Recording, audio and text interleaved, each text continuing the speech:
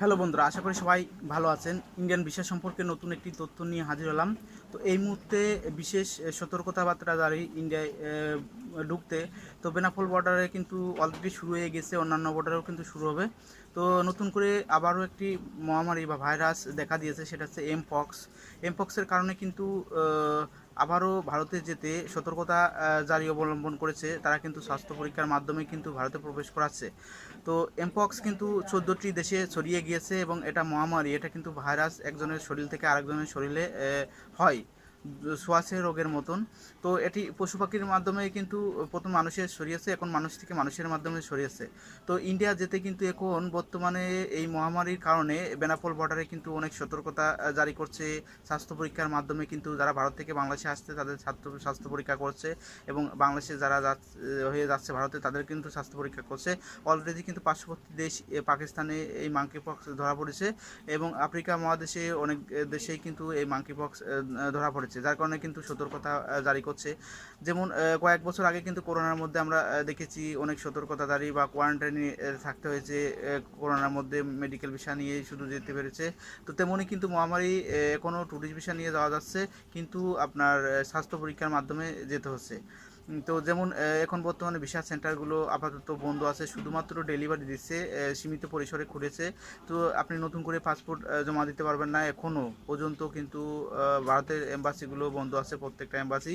তো যারা খুলেছে তারা শুধু পাসপোর্ট ডেলিভারি দিচ্ছে, যাদের পাসপোর্ট আটকে ছিল তাদের এস এম এস এর মাধ্যমে জানিয়ে ডেলিভারি দিচ্ছে।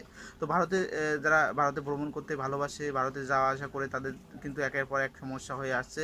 তো এই সমস্যা আসলে কাটবে কি জানি না, তবে একের পর এক সমস্যা হচ্ছে, তাদের কিন্তু খুব সমস্যা আছে। ভারতের টাকার মানও কিন্তু বাংলাদেশের টাকার মান কমেছে, ভারতের টাকার মান বেড়েছে, তেমনই কিন্তু প্রত্যেকটা ক্ষেত্রেই কিন্তু সমস্যা আছে। তো আশা করছি এই মাঙ্কি পক্স যদি মহামারী হয় তাহলে ভারতে আবারও বন্ধ হতে পারে। এখন পর্যন্ত যাওয়া যাচ্ছে স্বাস্থ্য পরীক্ষার মাধ্যমে, সামনে কি হবে বলা যায় না, তবে অবশ্যই আশা করি ভালো কিছু হোক, মাঙ্কি পক্স যাতে দেশে আর না ছড়ায়। তো সেটাই আশা করি, কারণ ভারতে অনেকেই ঘুরতে চায়, অনেকেই সামনে প্রোগ্রাম আছে, যাদের ভিসা আছে, ভিসা নতুন করে করেছে, তারা অনেকেই যেতে চায়। তো যাই হোক, আমাদের কিন্তু ভারতে যেতে সকল ক্ষেত্রেই সমস্যা আছে।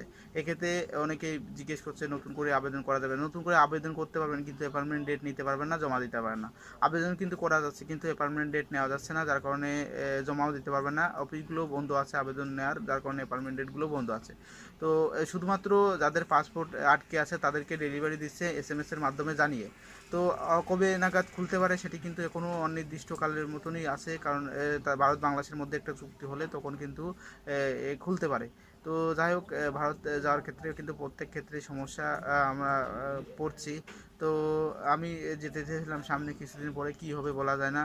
তো আশা করি এইগুলো সমস্যার সমাধান হোক, মাকে এমপক্স যাতে না হয় সেটাই কামনা করি, আমাদের দেশে না হয়। তো যাই হোক, এখন যারা যাবেন তারা অবশ্যই পক্সের সতর্কতা অবলম্বন করে যে যেতে হবে। আপনার জ্বর বা যদি গায়ে কোনো ফোঁটা হয় তাহলে এই মুহূর্তে না যায় ভালো। আপনি বেনাপোল বা গেদে বা অন্যান্য বর্ডার দিয়ে পক্স নিয়ে যেতে পারবেন না ভারতে, যদি হয় তাহলে আপনাকে আটকে দেবে। তো ওতে যাই হোক, ভিডিওটি যদি আপনাদের ভালো লাগে লাইক কমেন্ট শেয়ার করবেন এবং আমার চ্যানেলটি সাবস্ক্রাইব করবেন।